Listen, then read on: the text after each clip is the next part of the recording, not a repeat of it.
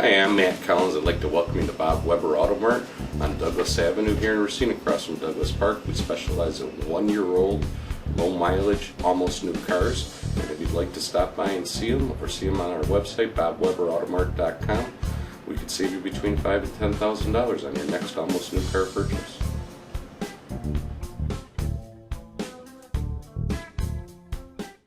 Hi, I'm Matt Collins. I'd like to welcome you to Bob Weber Auto. Welcome into another edition of Sports Junkies. Time to talk some Milwaukee Bucks basketball. Steve Sparky, Fifer with you from Sports Radio 1250 WSSP, host of the Wendy's Big Show, weekday afternoons from 2 until 6. Gery Woelfel of the Racine Journal-Times. And Bucks season is here, which means the yelling began last week on our first video here at RacineSportsZone.com. The over-under was 2 minutes for today's show. Right, yeah. Week 2 begins now, and we talk about the Greek Freak. And the Greek Freak is a guy that people are already falling in love with that are actually seeing him play. Ted Davis, the Bucks play-by-play voice on our Wendy's Big Show, wants to start a movement called Free Giannis. Now, he wants Giannis to play a lot. I'm fine with it. If you want to play Giannis 30 minutes a night, cool with me. 30 minutes? Right, because... Well, let's just throw out the season and go right to the lottery. Right. Okay. Exactly. There you go. Now we're on the same page. Thumbs up for Greg Giesing on the camera. Gery Woelfel finally has seen the light. And you can draft a player like E, or maybe you can get a guy like Joe Alexander. This draft is way better than that, and you know that. You know what? You know this draft is really good. Yes, you do. You can't even argue it. You said it last You know year. what? Somebody, a colleague of mine the other day came up to me and said about Wiggins, how good is he? And he goes, is he really LeBron? I go, no, he's not really LeBron. And he goes, who is he? And I gave it some thought. You know who he is? I'm waiting. Carmelo Anthony. That's the name that I have. Yeah. Same name I have. Which is a very good player, but he's not LeBron James or somebody that's going to take you to the promised land all by himself. He's more athletic than Carmelo, though. Yeah. Oh, he's a more athletic version of He's Carmelo. terrific, but people... He's a scorer. And then Parker, too. I mean, there's some people out there already that tell me that they're not sold on Parker. No. And he's probably the second pick in the draft. I'm telling you right now who the guy is. You want to talk about guys. Aaron Gordon, I think is his name, in Arizona. Yeah. That's my guy. If you want to talk about who we like all the best, Wiggins clearly. But Gordon, for me, is number 2 right now. We'll see how it all plays out at Arizona. That kid is a stud, bar none. And they got him projected like 7 or 8 right now. That'll change. But my point is, it's stacked. And Ted's point is, look, you're not going to win a championship this year. We all know that. If Giannis is the future, and if you think he has star potential, which there are people that are watching him that apparently think he's got star potential. I'm not buying in yet. Don't worry. Yeah, okay. But if that's the case, then let's play him and see what happens. You did it to Brandon Jennings. You threw Brandon Jennings out there and said, here you go, at 19, and started pointing in the NBA. And it was a major mistake. I said this right from the get-go. We said this on the post-game shows, on our Bucks segments. Back then, I said it then, I said it now. It was a major mistake to start Brandon Jennings, especially when there was a better player ahead of him. Mm-hmm. And there was. At that time, it was Luke Ridnour, who was clearly... Who's back? Yeah, exactly. Welcome back. And here we are now, 4 or 5 years later, and Brandon Jennings isn't any better than he was when he came in. Right. I mean, he's still a loose cannon, takes bad shots, doesn't play any defense. He was given that job. He did not have to earn it. It was like, okay, everything's good. I agree. If they do that to Giannis, I think they're making a major mistake. Now, this kid's got to grow. This is what I think is going to happen. Yeah. And nobody wants to listen to me. Why? Everybody listens. I don't think the ratings are off the roof. Everybody listens. I don't think the Senator is going to allow that to ever happen. I think Herb wants to contend for a playoff spot, and you need Caron Butler and Carlos Delfino playing minutes in order to contend for a playoff spot. Now, I'm not saying Giannis won't get time. He may get 5 to 8 minutes a game, maybe. Mm-hmm. Sure. Yeah. But 25 or 30 ain't happening. The only way that happens is... It's absurd to think. The only way that happens is if, come deadline, they're not good, they're out of it, and they can get something for Butler, who's on a 1-year deal, so on a playoff team would love to have him. Even Delfino. Delfino. Yeah, exactly. Well, we don't even know if he's going to play this year, so who knows. Yeah. But either way. But he's coming back soon, according to the Bucks. Right. So, regardless, Butler or Delfino. But if you can get something for him, and then you play Giannis, March and April and the rest of February, I'm fine with that. If you're out of it, then go for it. Oh, absolutely. Then I'm fine. Come February, take inventory and say, hey, do we have any chance to make the playoffs? Let them make a run at it. If they don't, hey, start tanking big time, like everybody else in the league's going to do, anyway. So who should be the starting point guard on this basketball team? You know where I stand on that. I am. You brought up Brandon Jennings shouldn't have started over Luke Ridnour. Yeah. Well, here's Luke Ridnour now with Brandon Knight. I'm going to ask you, who's the better point guard? Two totally different scenarios. Luke Ridnour is past his prime now. I mean, he is definitely an off-the-bench type player. He's got to play probably 25 minutes maybe, okay? Brandon Knight is just coming into his own. He's very young, 21. He's had 2 full seasons.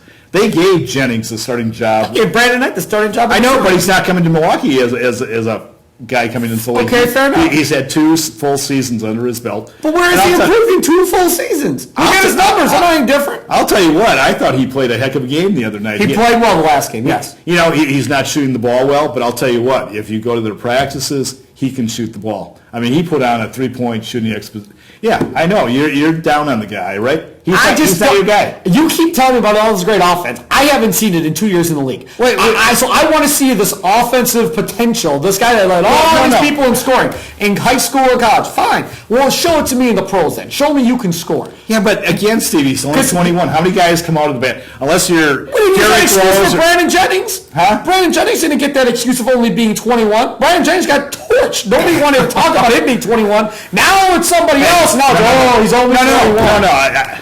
Brandon Jennings' whole game, to me, is subpar. I mean, across the board. Brandon Knight's defense is good. It's very good. It's not good. It's very good for a point guard. So that's his strength. In today's, I mean, we saw this a couple weeks ago when we went head-to-head with Irving. I guarantee you there's only 4 or 5 guys that can match up defensively with Irving. The issue I have with Brandon Knight, and we talked about this last week, is his passing. Right. He just doesn't have the vision. He does not play point guard. You know what, though? And that's going to be an issue because you have to set up Larry Sanders and John Henson and these guys in order to get them offense. I agree. And that's something he's going to have to learn. Right now, he's not a very good passer. He can be a good passer. I've seen it. Just not on a consistent basis. Now, whether he's going to – I mean, if you want a magical point guard who's going to come in and pass – you can draft those guys, but then they're not going to give you maybe something on the defensive end, or they're not. You give up different aspects. Yeah, no question. But now there's only maybe 2 or 3 point guards in the league that have the whole package. Right. One of which is Derrick Rose. Correct. And I don't know if you saw the highlights from last night's Derrick Rose Bulls exhibition game. No, I didn't see him. Derrick Rose appears quicker than Derrick Rose has ever been, and I've ever seen him in his life. Derrick Rose made a couple of moves in that Bulls game last night, and you just went, oh my God. Then Derrick Rose, after the game, it was either before or after the game, said his vertical jump is a couple inches higher. 5 inches. Oh, I don't know. He says he improved his vertical 5 inches. Well, that's crazy. You know what? 5 inches? I had a guy. What happened to his knee? I know. Adrian Peterson comes to the NBA. Oh, my God. You know what I mean? It's very similar. I mean, 2 guys that had serious knee injuries. Well, AP came back and played, and Derrick sat out all year. Yeah, but I mean, he's ready to roll. But a guy in the Bulls organization told me last year, he said he could have played. He had no doubts he could have played. And he said at that point, he goes, he's better than what he was. And I said, no.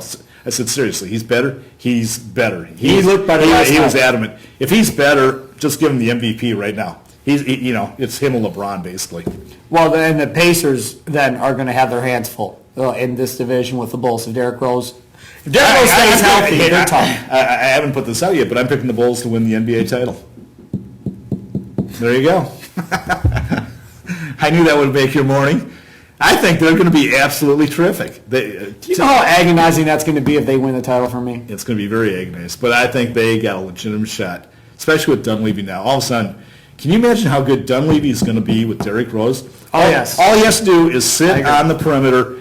Derrick Rose will dribble around, create an opening, throw it back on the perimeter like he does to Ding or he does to that's about it. Yeah, Butler, Yeah, all of a sudden, Mike Dunleavy. Jimmy Butler's hurt. Dunleavy, one of the best three-point shooters in the league, is going to have open look after open look. Yeah, he should. No, the Bulls will be good. And they got a great coach in Tom Thibodeau. I like Thibodeau a lot. He plays the stars way too long in the regular season, but besides that. Yeah. The other thing is, next offseason is going to be the big free agent year possibly again. Carmelo Anthony's come out and said, I'm testing free agency. So that's not good. Are you advocating he comes to the Bucks? No. Okay. I'm just laying out scenarios. Yeah. So he's saying he's going to test free agency. Right. Which is not good for New York. I was shocked when he came out and said that. Now there's a report. Why would you say that now? Why don't you just keep it to yourself and, I don't know. He probably alienated 90% of Knicks fans there. Then you have a report today that says the Knicks or the Pistons aren't going to give Greg Monroe an extension. Hey, I tweeted, I don't know if I wrote this, I definitely tweeted this.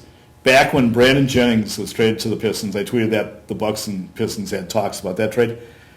I had heard from a very good source that Monroe was going to go to the Celtics for Rondo. Right. And where does that put Mr. Jennings? Can I just say something real quick? Yeah. I'll take Greg Monroe over John Henson right now.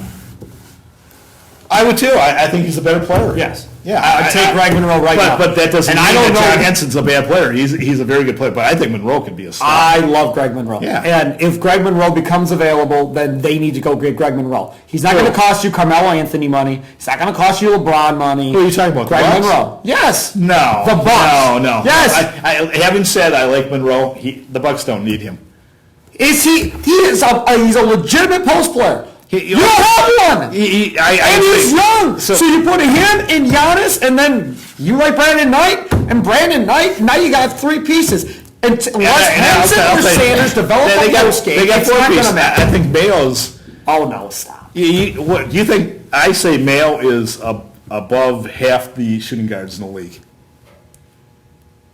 You think he's in the bottom half of the shooting guards? I don't know what he is. I think he's in the top He hasn't half. put together a full season since his first year in the league. So he's going to get a chance to start all year now. Yeah, he is. So let's see him take that level. Look, when he came out, they thought he had talent to be a star in this league. I agree. We hadn't seen it.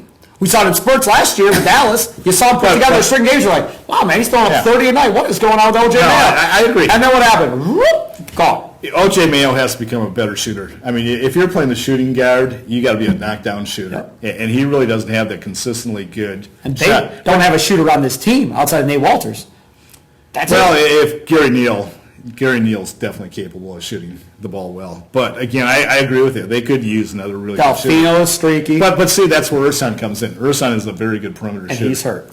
But he'll be ready. I don't have any doubts he'll be ready for the first game of the year. And that's not good either for this Bucks team. You've had so many injuries that you haven't been able to have this roster play together in a brand new offense, a brand new defense. So it's going to take them probably the first month of the season trying to figure out how to play. You know what, though? This is a blessing in disguise that Ersan got hurt. He has been playing basketball nonstop since last season. He played for his national team. Right. And I talked to him about this early in this training camp. I said, have the coaches said anything about resting you? And he goes, no. And I said, do you need to rest? And he goes, well, probably wouldn't hurt. I am, at some point going to be tired. He's put in a long haul. So, I mean, to me, this is a blessing in disguise for the Bucks and Ilyasova that he gets a couple weeks to get his legs back, get refreshed. So I think it's a good situation for him. Ersan has to be consistent. Must have it. He is Gery Woelfel of the Racine Journal-Times. I am Steve Sparky, Fifer of Sports Radio 1250 WSSP. We'll be doing our post-game shows again this year after Bucks games on WSSP, the only call-in post-game show you're going to have after Bucks games. And we usually yell sooner than 2 minutes. Yeah. There's always yelling. He's Gary, I'm Sparky. Enjoy the rest of your day, and thanks for tuning in to another edition of Sports Junkies right here at RacineSportsZone.com.